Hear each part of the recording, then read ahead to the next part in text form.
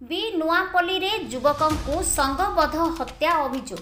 गंजाम जिला बेगुनियापड़ा ब्लॉक रे एक चांचल्यकर घटना सामना को आसीछि। सूचना अनुसार बेगुनियापड़ा थाना अंतर्गत के बरडा पंचायतर बी नुआपल्ली रे युवकंकु संगबद्ध हत्या करिथिबा नै बेगुनियापड़ा थाना रे लिखित अभियोग होइछि। घटनास्थल रे पुलिस और साइंटिफिक टीम पहुंची छानबीन तदंत आरंभ करिछि। उक्त ग्रामर 3 जनरू ऊर्ध्व युवक अन्य जड़े युवक संगबद्ध आक्रमण करी मारी देथिबा नै थाना रे अभियोग होइछि। एही ग्रामर निराकार दास नामक युवक हत्या करा जाइछि।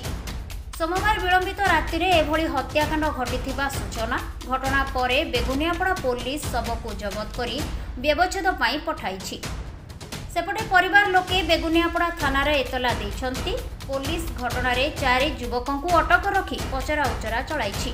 पूर्व शत्रुता को केंद्र करी हत्या करा जाइथिबा प्राथमिक तदंतरू जणा पड़िछि। बेगुनियापड़ारू कविता नायकଙ୍କ रिपोर्ट तर्जमा न्यूज।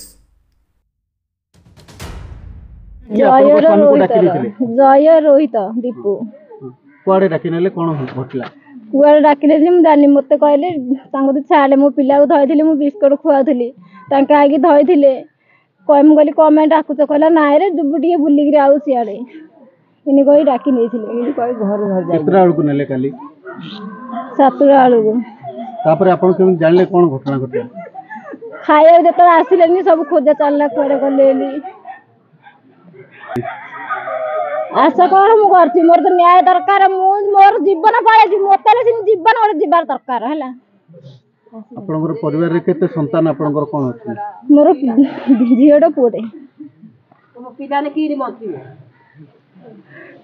मो पिलाने की बंचिबे मु केंदी से आनी गिरी खाउथली ताके कष्ट करी दउथले मते हम मो ना होछि कमा दास हम गार ना होछि बिनु मो पुआ निराकार दास कोन होला घटना केमती घटला से तो ताकू तो गाड़ी रे बसैगिरी बाइक रे बसैगिरी धरी गले हारी मो नाती डाकुतला आहार दाना चाट के मु जाउची तांक पछरे जाउची जा तू चाहारी आगे एंद कहला तांके आके पळे आइले ताकू तो सेटे बाड़ैगिरी मारिले आ कोन आके घर को आइले हारी की बाड़ैगिरी कहउची बरा जयर रोहितर आ से दीपू